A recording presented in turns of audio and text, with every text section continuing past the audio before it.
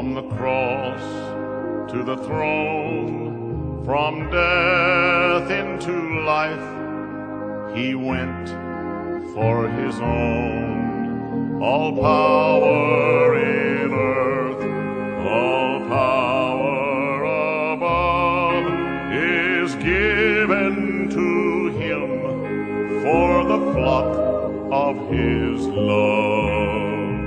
Only believe,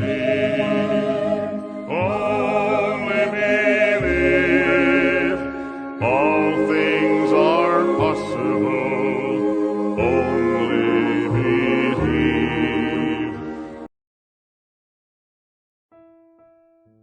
E a graça, a paz e a misericórdia de nosso Senhor Jesus Cristo esteja em cada coração. Deus os abençoe.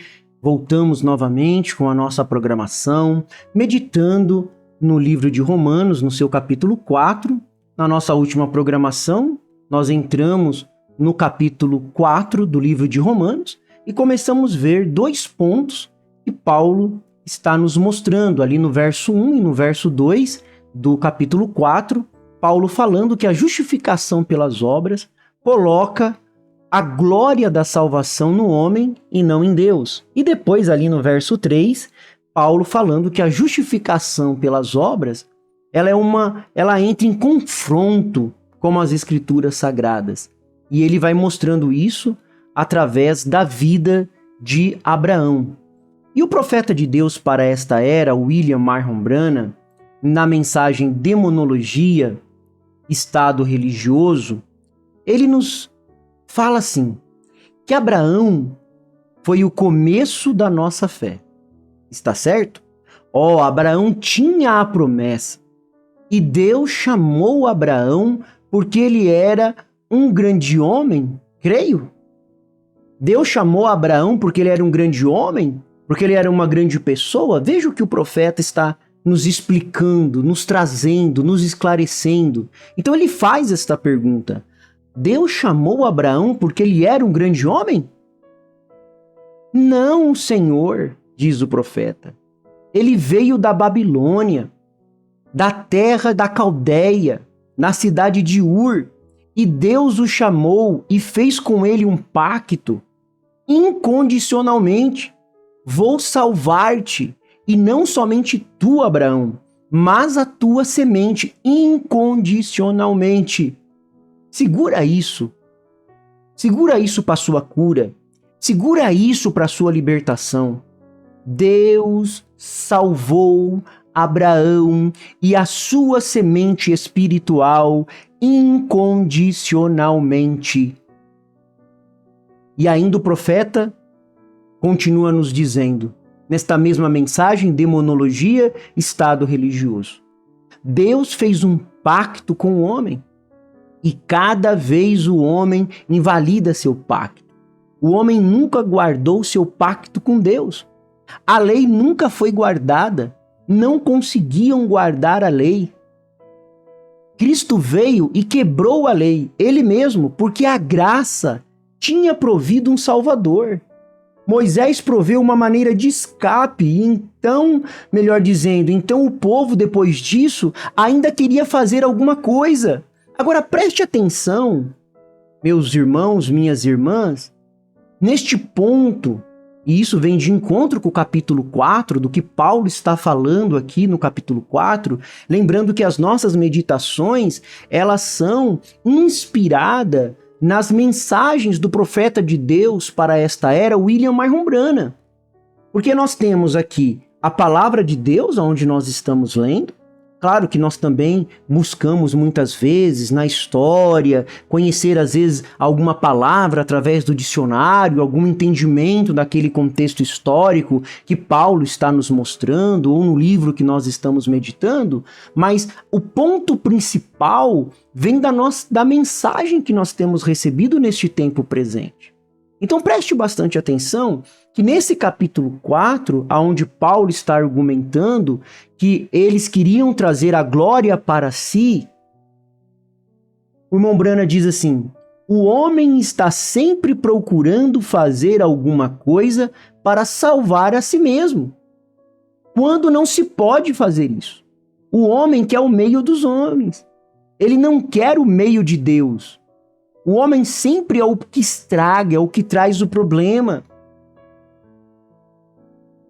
É a natureza do homem caído.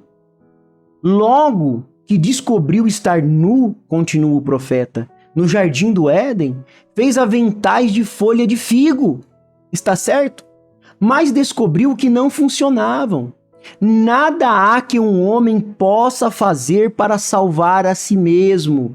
Deus salva a pessoa incondicionalmente no decorrer de todas as eras. E então, quando você é salvo, você está salvo. Ponto final. Foi pela graça, foi pelo favor imerecido. Agora, o inimigo, ele quer sempre mostrar para você que você não merece. Ele quer sempre mostrar para você que você não merece aquilo. Não. Que você tem que fazer alguma coisa ou não fez alguma coisa.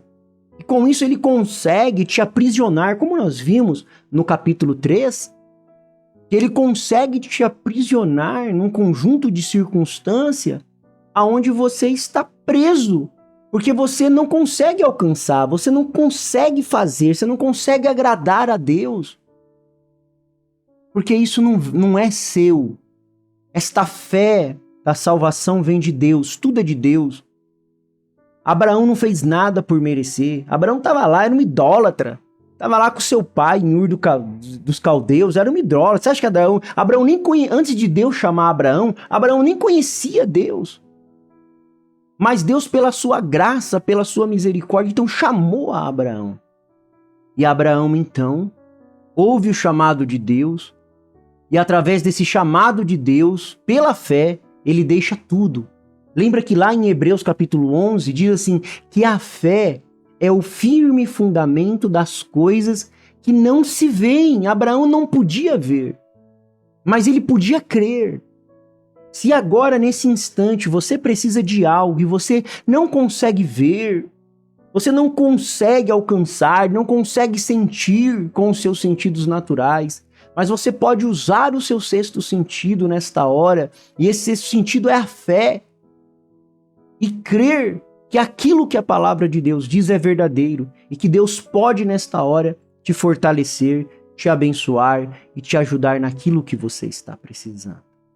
Então Paulo, ele vai continuar nos mostrando justamente isso que o irmão Brano está nos falando. Que o homem, ele vai descobrir que não funciona, não há nada que o homem possa fazer para salvar a si mesmo. Não tem. Então, quando o inimigo apontar o dedo para você, você pode dizer assim, inimigo, vai falar com Deus. Vai cobrar de Deus, porque quem me escolheu, quem me salvou foi Ele. Ah, como isto é maravilhoso.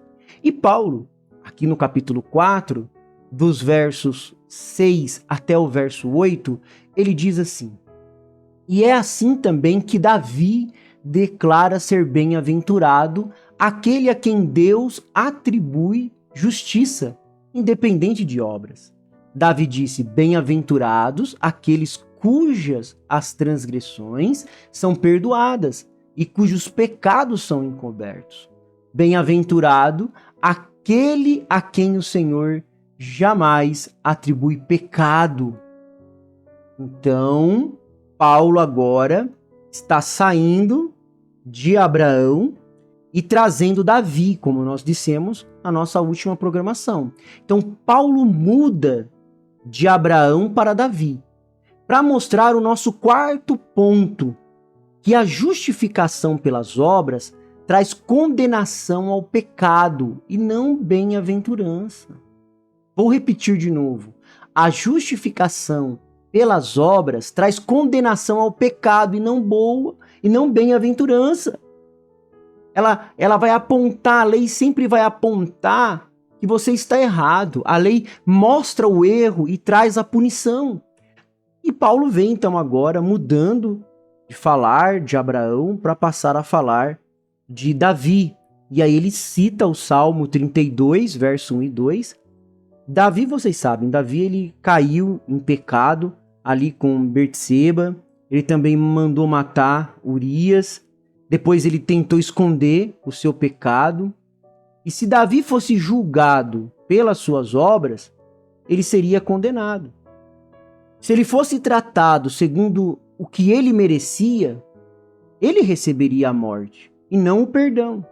Irmãos, se nós fôssemos tratados com aquilo que nós merecíamos, nós também merecíamos a morte. Você não é nada. Você tem que reconhecer hoje, diante de Deus, através desta programação simples, humilde, que você não é nada, nós não somos nada. Se nós fôssemos ser julgados pelos nossos méritos, nós receberíamos a morte, não o perdão. Lembra que quando o profeta chegou ali diante de Davi, assim que ele caiu, ele conta uma ilustração. Ele fala para Davi ali das ovelhas, de um homem que tinha uma ovelha, e outro tinha muitos, outro tinha uma só. Ao final, Davi olha aquela cena de injustiça e diz, não, cadê tal homem? E aí o profeta vira para Davi e diz, é você, Davi. Você merecia ser punido. Olha o que você fez. Você merecia a morte, Davi, não o perdão. Porém, meus irmãos, ao invés de Deus condenar Davi à morte, o que Deus faz? Deus perdoa. Em vez de Deus colocar a culpa em Davi, atribuir aquela culpa que era justa, fazer a justiça com Davi, porque deveria ser feita justiça. Ele mandou matar um homem, escondeu o seu pecado. Olha que coisa horrível. Um homem que tinha 500 mulheres no seu harém. Era o rei, tinha tudo à sua disposição. Pegue este quadro. Vai, vamos comigo. Monte esse quadro na sua mente. Davi no seu trono. Ali, Deus deu tudo para ele. Várias mulheres, poder, tinha tudo.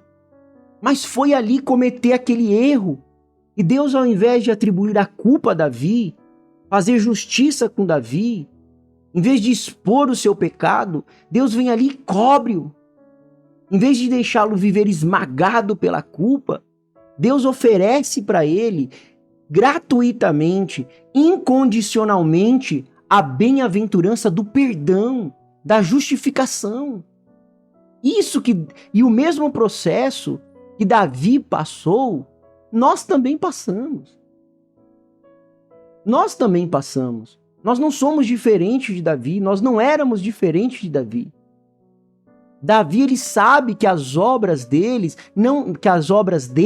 não eram boas obras, sim ao contrário, seus pecados, suas iniquidades. E a pessoa bem-aventurada não é aquela que tem as boas obras lançadas na sua conta, mas ao contrário, a pessoa bem-aventurada é aquele cujos pecados não são lançados na sua conta. E nós vamos encerrar com isso. Então lembre disso. Quem é o bem-aventurado? O bem-aventurado não são aqueles que faz boas obras e fala, Senhor, eu fiz isso, vai lançando lá na sua conta as boas obras que fez. Não, mas a nossa gratidão, o nosso servir de todo o coração é porque Deus nos salvou incondicionalmente. Foi isso que ele fez. E nós somos gratos a Deus porque os nossos pecados não são lançados na nossa conta. Só depois que somos justificados é que Deus mantém um registro de nossas obras para nos recompensar, mas apaga o registro de nosso pecado. E é isso que nós vamos nos aprofundar mais ao longo da epístola de Paulo aos Romanos. Mas leve isso hoje, leve este ponto alto desta programação. Bem-aventurado não é aquela pessoa que tem as boas obras lançadas em sua conta, mas ao contrário, é aquele cujos pecados não são lançados em sua conta. Esse sim é o bem-aventurado, porque o Senhor é a força da nossa vida. O Senhor nos livra dos males deste dia e nos guarde para a hora da sua aparição. Eu sou feliz com Jesus. Deus o abençoe, Deus os guarde. Até a próxima programação, se Deus assim nos permitir.